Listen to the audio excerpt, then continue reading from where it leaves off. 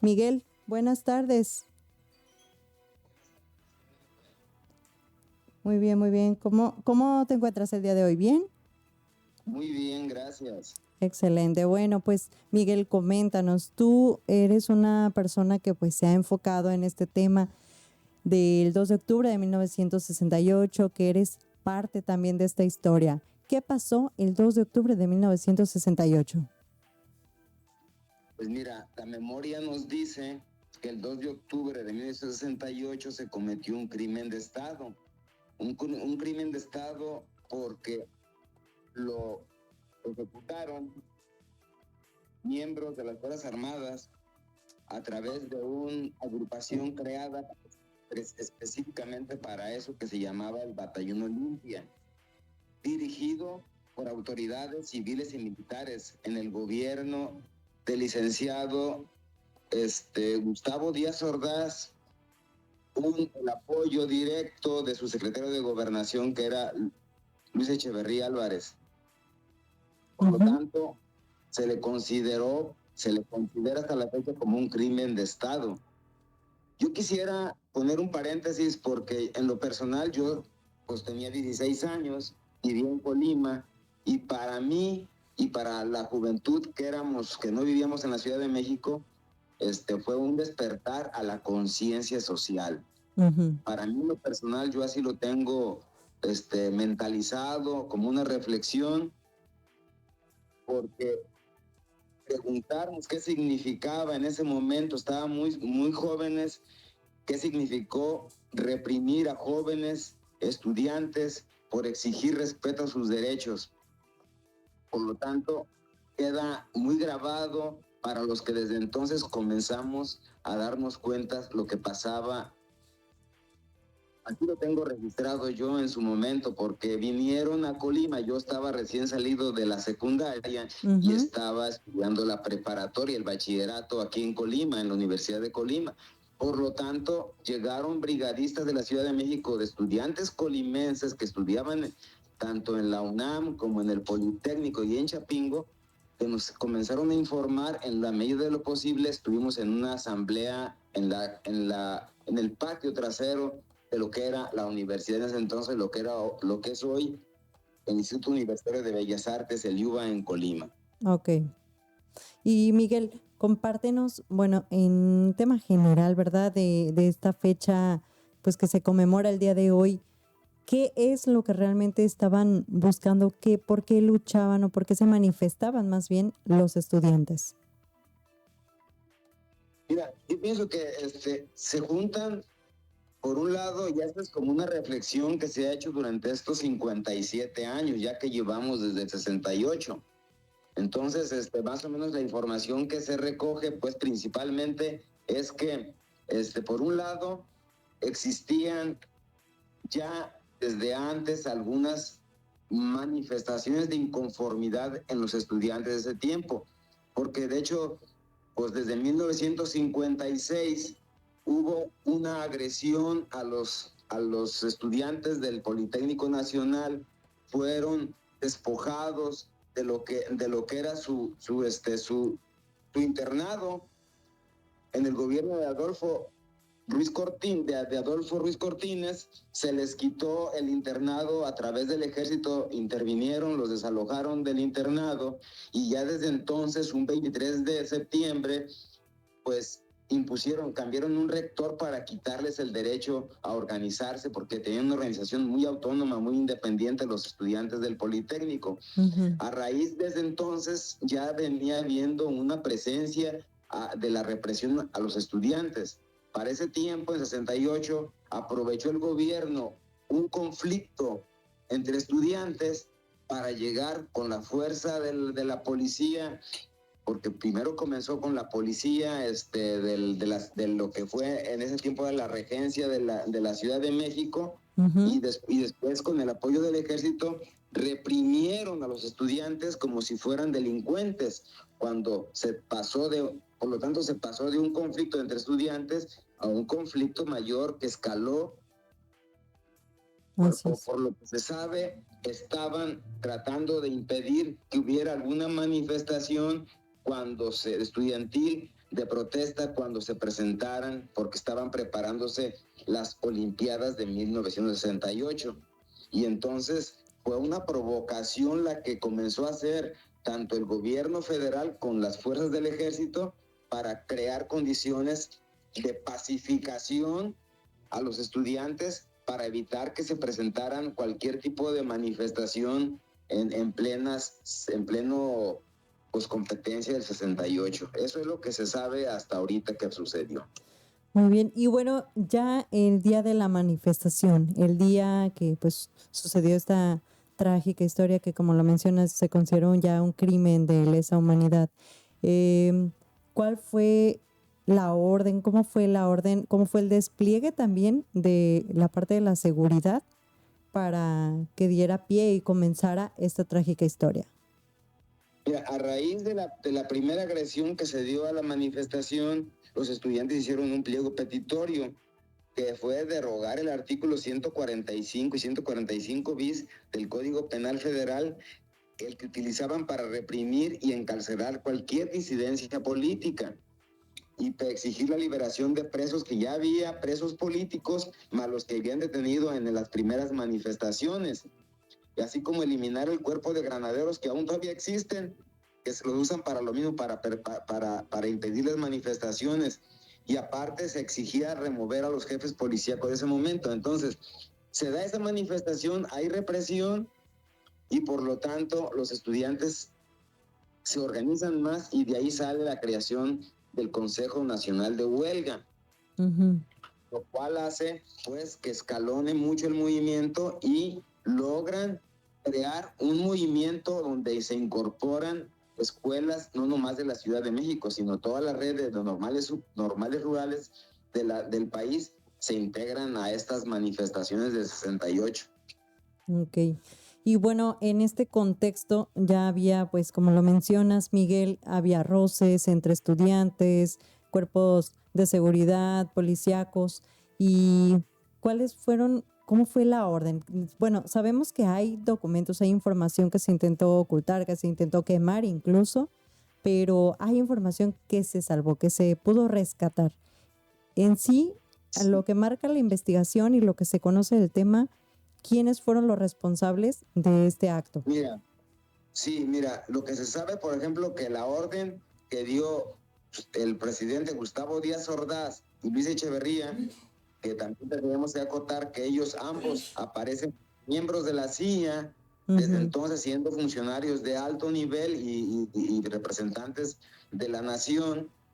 Al general Luis Gutiérrez Oropesa fue el encargado de formar el Batallón Olimpia, con la orden de disparar tanto al ejército, a las Fuerzas Armadas, que estaban acordonando la manifestación en la Plaza de las Tres Culturas, como disparar también hacia los estudiantes, para crear una provocación que generalizara la masacre que realmente fue catastrófica. Incluso no se tienen números exactos, quisieron ocultar, pero realmente hubo muchos muertos, muchos heridos y muchos desaparecidos, y hubo muchos encarcelados.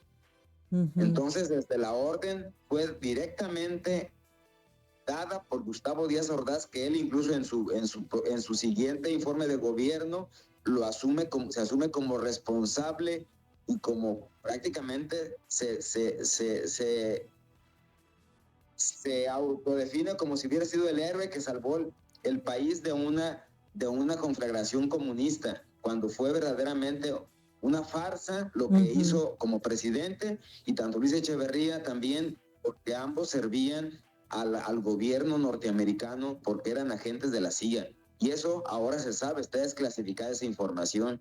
Entonces la orden se la dieron directamente al general Luis Gutiérrez Oropesa, que fue el que condujo al Batallón Olimpia hacia esta acción de masacre y que realmente que deja mal parado a las Fuerzas Armadas, porque realmente no se ha logrado, porque después de eso, el 2 de octubre pasó después, 3 años después, el 10 de junio hubo otra masacre a los estudiantes, que se conoce como el Jueves de Corpus, y podríamos decir que la cadena llega tan lejos que el mismo ejército ejerce la misma presión, la misma represión tan sanguinaria contra los normalistas rurales de Ayotzinapa. Entonces son muchos años, es una larga cadena de agravios y que pues deja a la patria muy desangrada. Así es, marcando, bueno, pues un hecho trágico en la historia de nuestro país. ¿Y qué consecuencias hubo? Porque hubo muchos estudiantes desaparecidos que sus madres, familiares, amigos incluso los buscaban. Hay también testimonios de estudiantes que dicen, a mi amigo, a mi compañero lo atacaron, se lo llevaron los cuerpos policíacos o ya no supimos nada jamás de él. ¿Qué pasa con todos estos desaparecidos a raíz de este hecho trágico? Yo creo que es bueno traer esto a la memoria porque para ahora muchas gentes que desmemoriados dicen que todo comenzó ahora, pero sigue habiendo hoy desapariciones, peor porque ahora son aparentemente como delincuentes comunes o ejecutados por el crimen organizado, pero las desapariciones comenzaron desde esa época del 68, hubo muchos desaparecidos, hubo gente que duró mucho tiempo en la cárcel, gente, incluso intelectuales tan importantes como José Revuelta estuvo encarcelado muchas veces, dirigentes sindicalistas como Demetrio Vallejo, y otros más, Otón Salazar, dirigente magisterial, o sea que siempre ha habido la persecución policíaca desde los gobiernos priistas, gobiernos panistas, y hoy quisiéramos que se revisara eso porque yo pienso que no es suficiente que haya cambios de gobierno y que los partidos desaparezcan y aparezcan nuevos, sino tenemos que hacer una refundación de nuestro país porque las Fuerzas Armadas siguen ejerciendo una violencia, siguen teniendo las mismas líneas de mando que han tenido siempre porque son capacitados y formados en las academias militares de Estados Unidos. Yo creo que es muy importante que veamos eso, porque pues qué desgracia que por un lado eh, avancemos en democracia electoral, pero resulta que no podemos transitar hacia una justicia. La memoria debe de seguir también por la memoria de la libertad, pero también por la justicia. Tiene que hacerse justicia. ¿Qué pasó en 68? ¿Qué pasó en el 71 con Jueves de Corpus? ¿Qué pasó en Ayotzinapa? ¿Y qué ha pasado siempre que no logramos que se supere eso en términos de justicia verdadera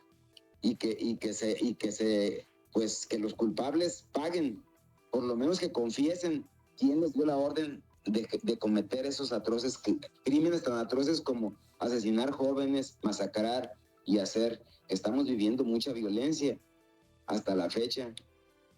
Así es, Miguel.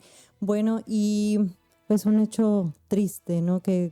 Vale la pena seguir recordando, conmemorando, como lo mencionas tú, hasta llegar pues ahora sí que a los responsables reales y que lo confiesen y que la justicia se haga. Oye, y algunas personas, hay jóvenes sobre todo que desconocen un poco el tema, saben que se conmemora este día, pero no entienden por qué. ¿Qué documentales, películas pudiera sugerir para los jóvenes que estén interesados en entender, en aprender un poco del tema, además de la cuestión pues literaria? Mira, en películas, las que yo he visto es una que se llama El Grito, que es muy buena. De esa época es de las mejores películas del Grito. Y otra que se llama Rojo Amanecer. Hay más películas. Yo me acuerdo perfectamente de esas dos porque las vi varias veces. Y del libro, el mejor libro, que hay otros libros más de memoria, es el de La Noche de Tlatelolco, de Lania Poniatowska, que todavía vive y ella documentó La Noche de Tlatelolco porque precisamente ahí ella perdió a un hermano en esa noche sangrienta de la masacre del crimen de Estado en la Plaza de las Tres Culturas de Tlatelolco. Entonces yo recomendaría esas dos, pero se busca ahorita como tenemos el internet, puede buscarse, hay muchos títulos de documentales y películas de ese momento que ahora se han recuperado, incluso remasterizado, que se pueden ver a lo mejor ya en línea, que antes había clubes de cine para ver las películas porque no teníamos acceso, no se publicaban, no se exhibían en los cines público, sino era nada más entre grupos, entre círculos, entre colectivos. Y ahora pues ya se puede acceder a ellos a través de las redes. Así es, Miguel. Y bueno, también un documental que se recuperó, el de Los Rollos Perdidos, que es muy bueno y pues de hecho tiene información de documentación que se intentó quemar en la Biblioteca Nacional y que ahí está recopilada toda la información, ¿verdad? Y hay también muchos de los periodistas, creo que la UNAM tiene una hemeroteca muy grande y a través del Excelsior y todos, que los periodistas tomaron la información. Pero otra cosa que hay que anotar es que se prohibió difundir esa información. Así es, como parte de la censura. Difícil para la provincia darnos cuenta, si gente que vivía en la Ciudad de México no se enteró lo que pasaba en ese momento, entonces, porque los medios de comunicación como Televisa y en su momento Jacobo Saludowski, al servicio del gobierno priista, y Televisa siempre estuvo al servicio del gobierno priista, pues no, ninguna información se pudo sacar, hasta de poco a poco nos la fueron dando a cuentagotas. Entonces es muy importante de tenerlo porque tenemos que siempre buscar eso, ejercer el derecho y sobre todo exigir que se haga justicia y que se castiguen los responsables. Bien, Miguel, bueno, pues ya se nos acaba el tiempo, pero agradecemos muchísimo toda la información que nos compartiste, tu participación el día de hoy.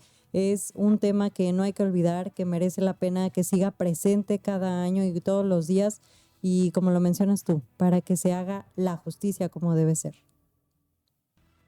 Pues muchas gracias y estoy para servirles. Gracias, Miguel. Un saludo. Bueno, pues hoy, 2 de octubre, no se olvida, recordamos a los jóvenes que en 1968 alzaron la voz por la libertad, la justicia, la democracia, una fecha que marcó la historia de México y nos invita a no dejar en silencio la memoria, porque recordar es también honrar y seguir luchando por un país